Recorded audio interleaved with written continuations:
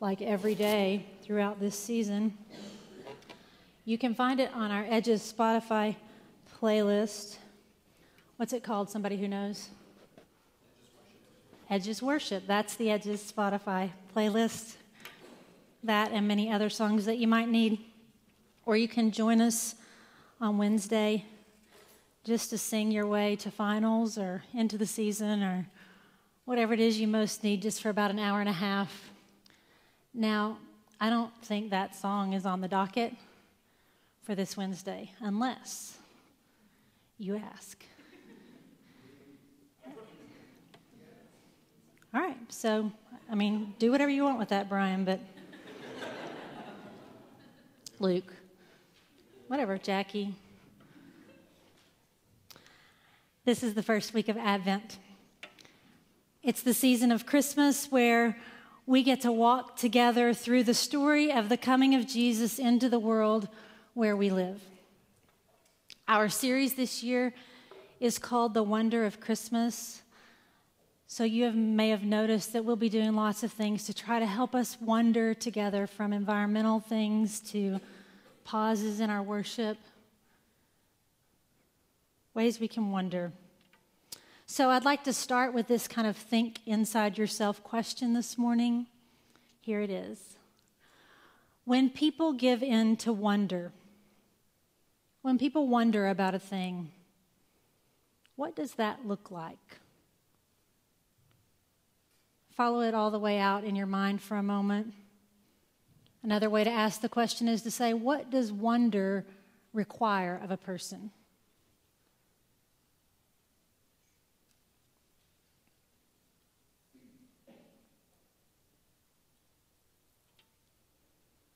Now, many of you in the room know that I love what is a chore to many. I love the grocery store. Can I get a witness? I saw 9 of you there yesterday. If I saw you, look. There we are. Glenn, Courtney, Caitlin. Yeah, see? I love the grocery store.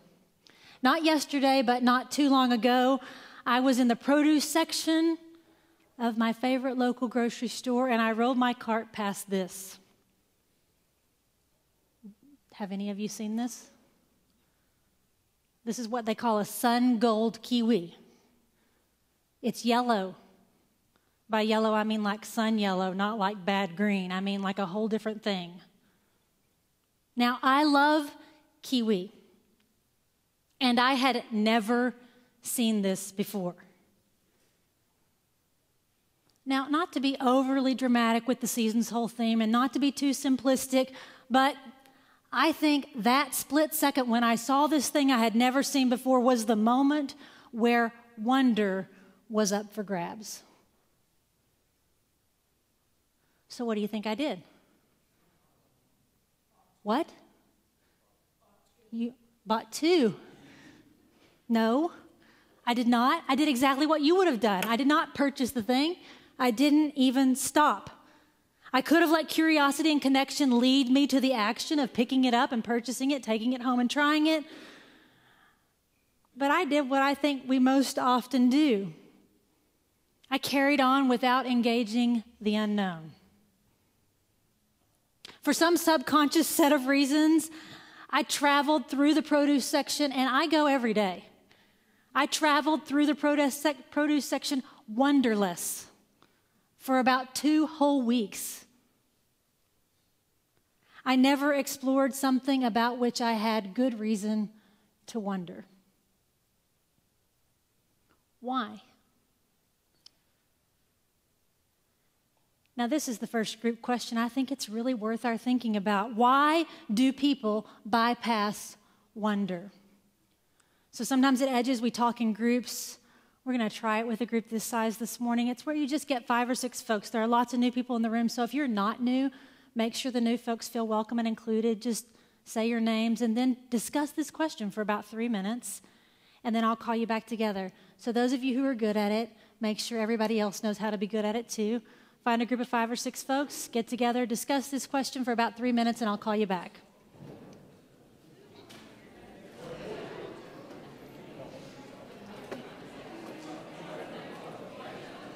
Janet, people.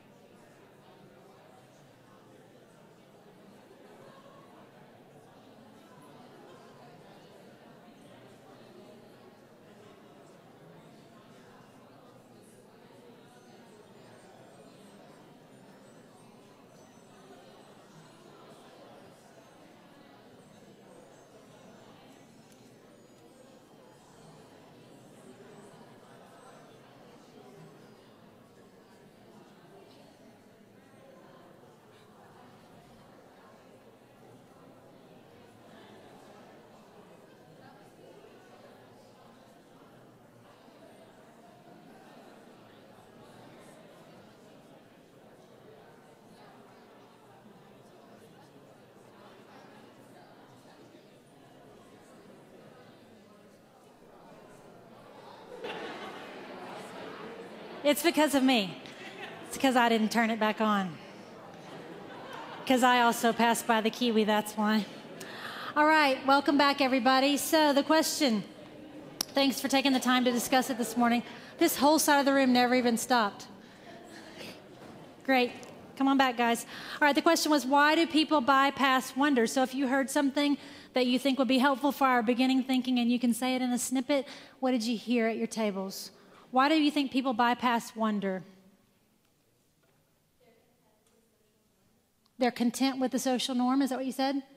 Yeah, they're content with the social norm that already exists, status quo. Fear of trying something new. What will it cost? Fear of not knowing the answer, or what was the next thing you said? Oh, fear of not knowing the answer, or there not being one. Yeah, or nothing being kind of on the other end of it. Yeah. The familiar, whether you like it or not, is easier.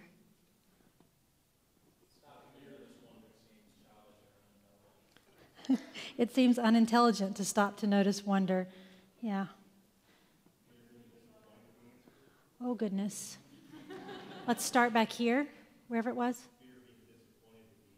Fear that you might be disappointed. Over here. You don't have time.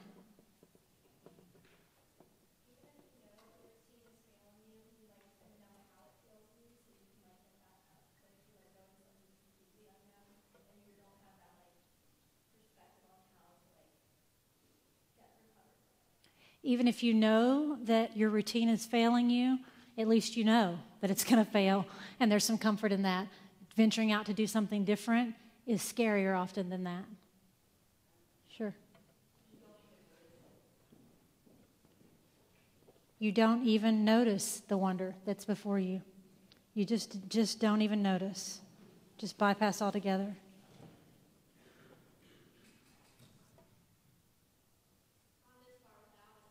Yeah, you made it this far. Yeah. You've gone this far without it.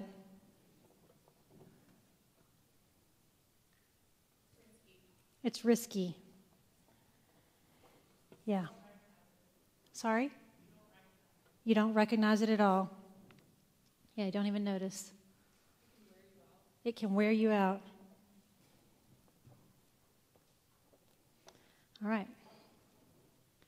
I think those are some pretty solid reasons to bypass wonder. I could tell they were getting lots of traction in the room, that this was the story that you know. So I'm wondering if not wondering is a habit that maybe many of us have developed about many things, especially the kinds of things that we've experienced in predictable ways many other times. Especially the kinds of things about which we think we've already learned all there is to know. Like Christmas.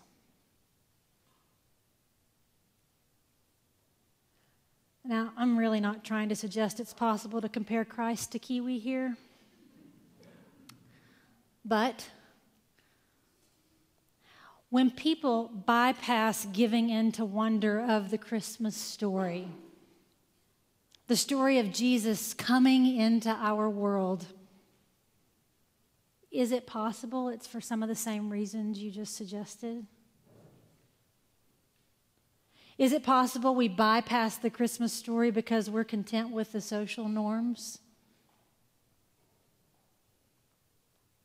Or that we have a fear of trying something new, that we aren't sure how much it could cost us?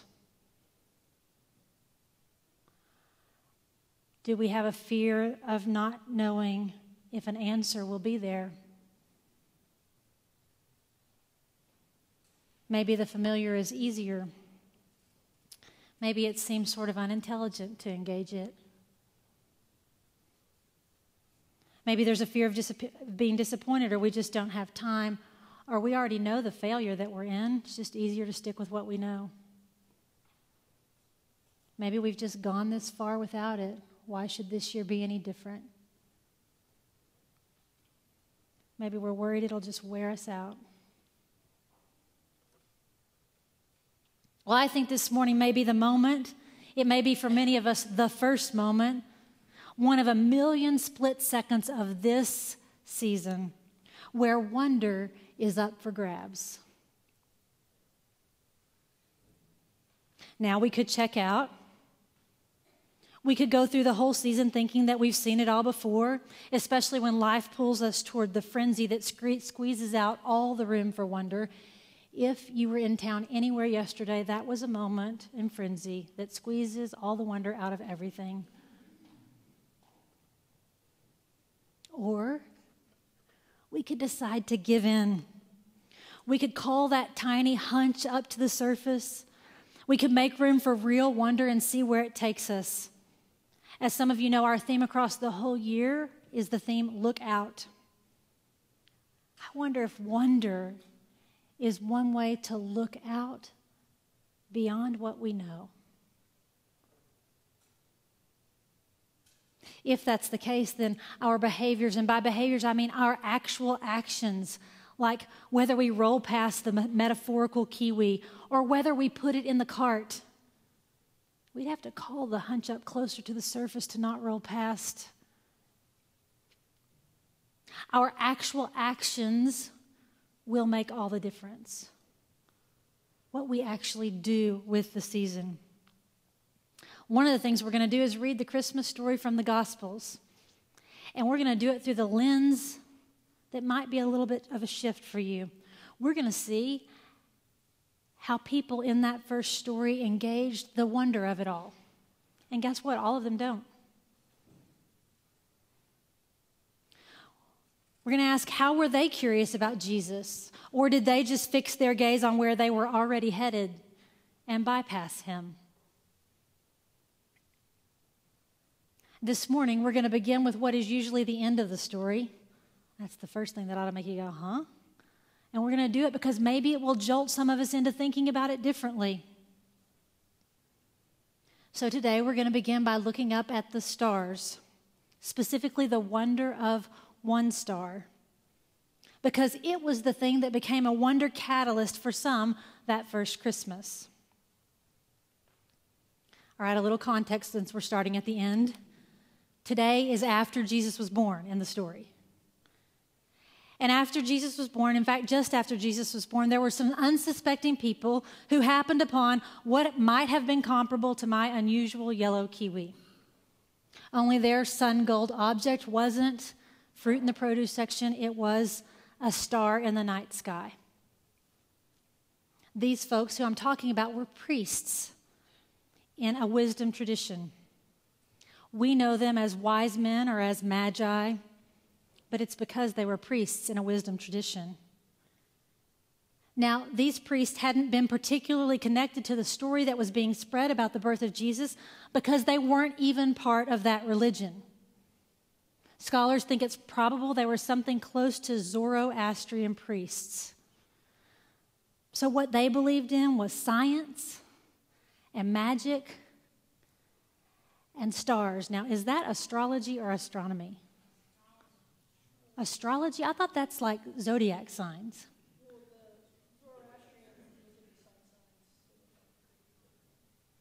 Whose kid is that? The Zoroastrians invented the zodiac sign, the sun sign. We'll talk about it later. I can see I am in for an afternoon, not the likes of which any of you will be having. All right, magic and stars, whatever the study of that is, I think it is astrology. There we go. Anyway, the star that they saw was something unusual. It signaled to them that something unusual was happening. If you don't wonder about anything else, this is a total sidebar. I'm not going to preach on this today. It may get some of you completely off topic. But here is one thing you could wonder about, I think, for all of Advent. Can Jesus come to people through alternative religion?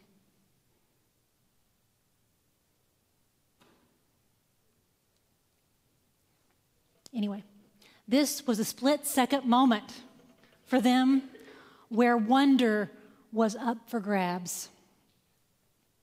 What would they do? Let's listen to Matthew chapter 2. On your table Bibles, it's on page 554. I'm telling you that because I'm going to refer to some verses that I'm not going to read later on, but the lion's share will still be up on the screen. So just if you'd like to follow along, page 554. Here's the story. After Jesus was born in Bethlehem in the territory of Judea, during the rule of the king, King Herod, Magi came from the east to Jerusalem. And they asked, "Where is the newborn King of the Jews? We've seen his star in the east, and we've come to honor him." When King Herod heard this, he was troubled. And so everyone in Jerusalem was troubled with him. He gathered all the chief priests and all the legal experts, and he asked them where the Christ was to be born. And they said, "In Bethlehem of Judea, for this is what the prophet wrote." And then they quoted their scriptures to the king. "You, Bethlehem, land of Judah, by no means are you least among the rulers of Judah, because from you will come one who governs." This was Jesus, "who will shepherd my people Israel." Well, then Herod secretly called for the Magi, and he found out from them the time when the star had first appeared. And then he sent them to Bethlehem, saying, "Go and search carefully for the child, and when you found him, report to me, so that I too may go and honor him." When they heard the king, they went. And look, the star they had seen in the east went ahead of them until it stood over the place where the child was. And when they saw the star, they were filled with joy. They entered the house and saw the child with Mary, his mother.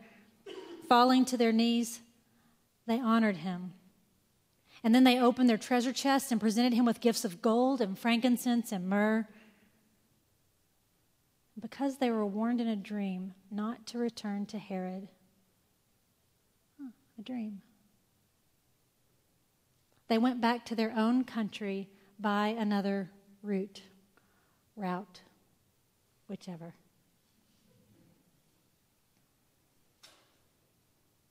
What can we learn from the wanderers? What is there to be learned from wanderers? First, these magi, these first wanderers, they paid attention to possibility. Wanderers pay attention to possibility. These guys paid attention to the possibility of something new. They looked at the thing they'd been looking at for their whole lives, and they saw something different, and they decided it was worth their time.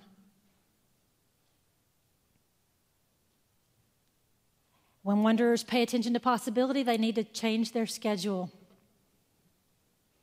These folks let wonder change their schedule. They had to make time to follow the star, and lots of it. It changed everything about what they did next. Sometimes our wondering will change what we do next. When wanderers pay attention to possibility and change their schedules, sometimes a whole new world opens up. And it's beyond them. And they find that someone is there waiting at the end of their wonder, and that's called worship. When these guys realized what they'd found, they fell to their knees. They were filled with joy. They worshiped full on. When we give in to wonder, when we examine possibility and let it change our schedule, a whole world will open up. And so they honored it. They honored this baby. They did what is, I think, the hardest thing wonder asks us to do.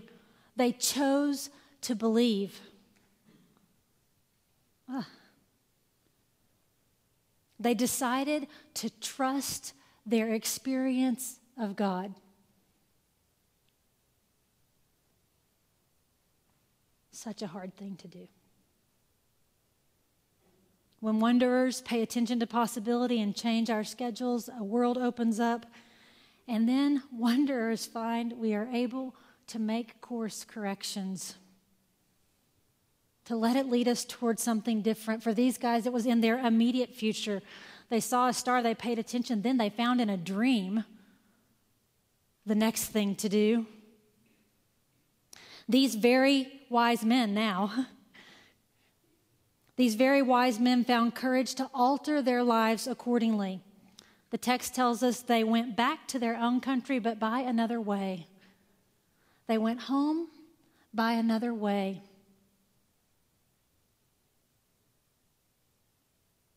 How might God be inviting you to be a wanderer this season? You probably won't be able to point to a thing now like a star, a Bible verse.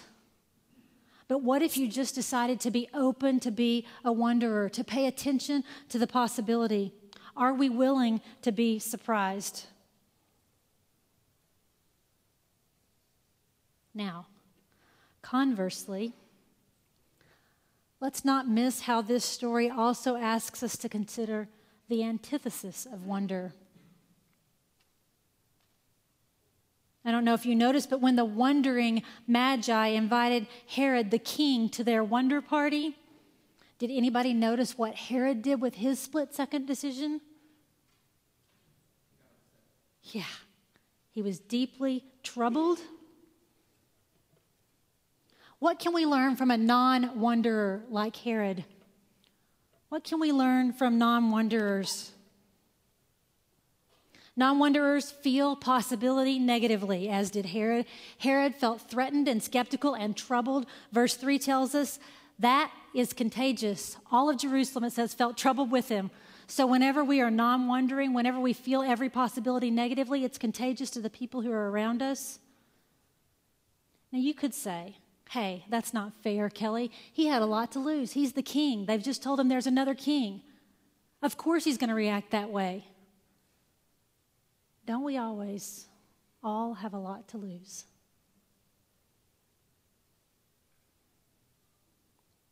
Non-wanderers, when they feel possibility negatively, they work against change. They need to keep things the same. So Herod calculates the potential upheaval. It seems like it's going to be too much. It's going to change everything about him, so he works to lock everything down. In his case, he does it with lies and breaches of relationship. How do we do it?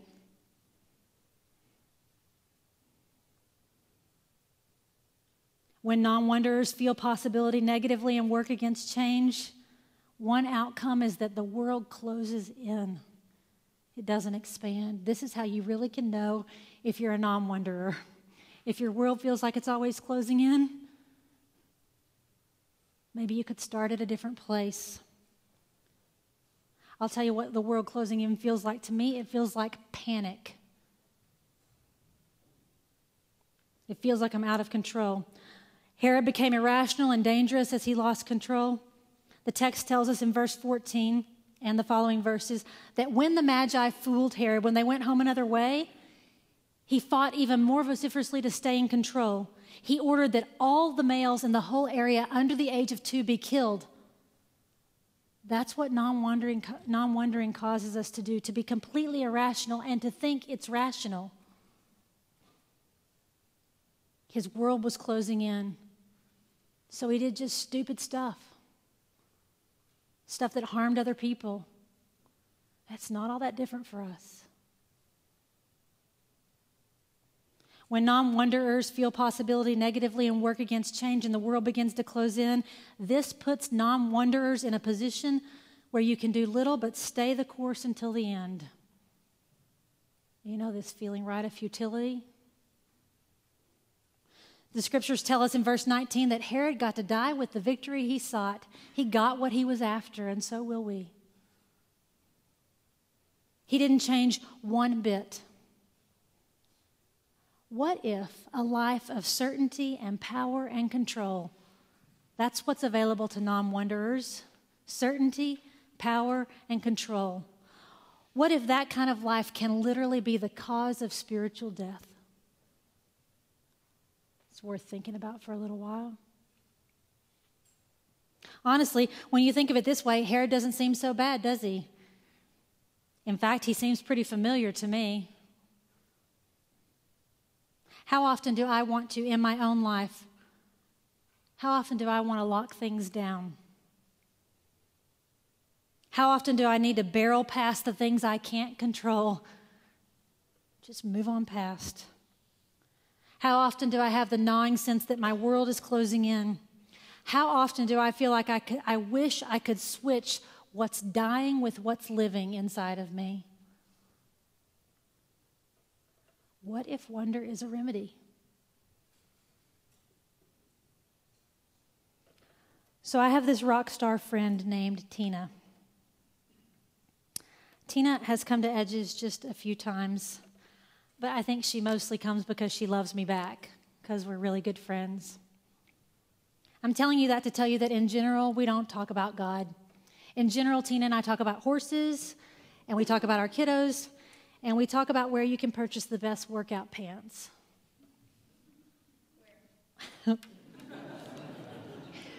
You know, this is going to go viral if I say, so. We don't usually wonder about God out loud together. I don't know if you have friends like this.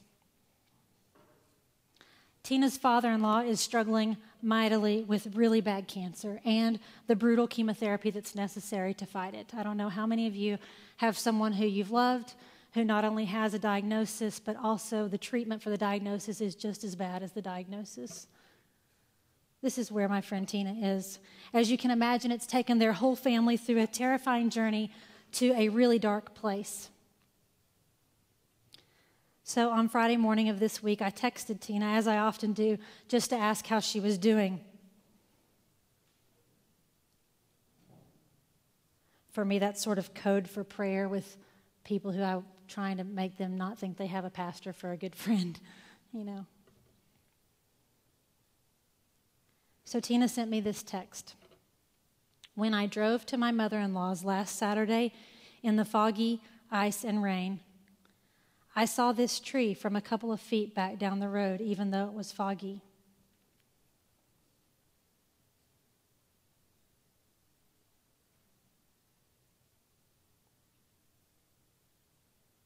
And then she said, I'm still not sure what to make of it all. But Kelly, I know I needed to see that cross on Saturday. We were all so beaten down and sad. As soon as I saw it, I just knew our prayers were heard. I could read into the text that Tina was almost embarrassed to tell me, but she had to tell someone because she just knew it was true. And because she had given in to the wonder of it all. She said she had never even noticed that tree before, not the tree at all. She had never even seen the whole big tree at the end of her mother-in-law's driveway. And then she said that she's now become obsessed with its messages. So we talked about the wonder of that tree for a while. She had several other things to say. She talked about how it had opened her to see that God's with her family, about how she's beginning to trust that. There were several specific comparisons she made that I won't share with you. And then later on, she sent me another text. I guess she had driven to her mother-in-law's house. It said this, today I could only see this tree, and then this picture. That's the same tree.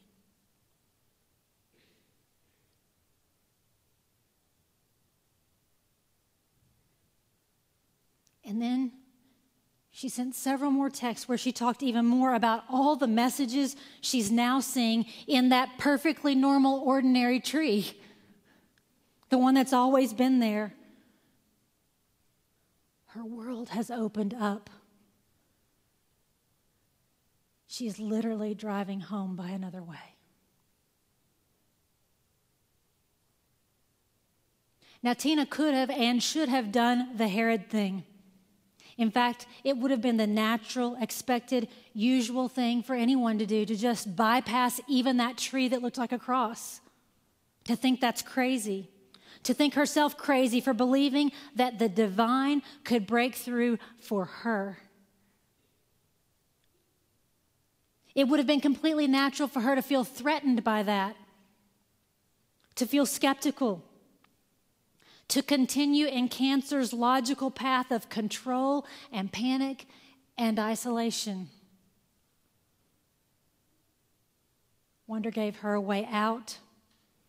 Instead, she felt herself pulled into something larger than what she had been able to see previously, something that was beyond herself, someone who was beyond her situation.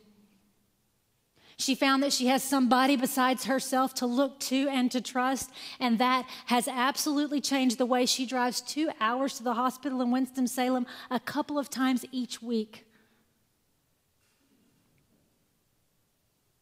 Now, to be blunt, we have a split-second choice to make.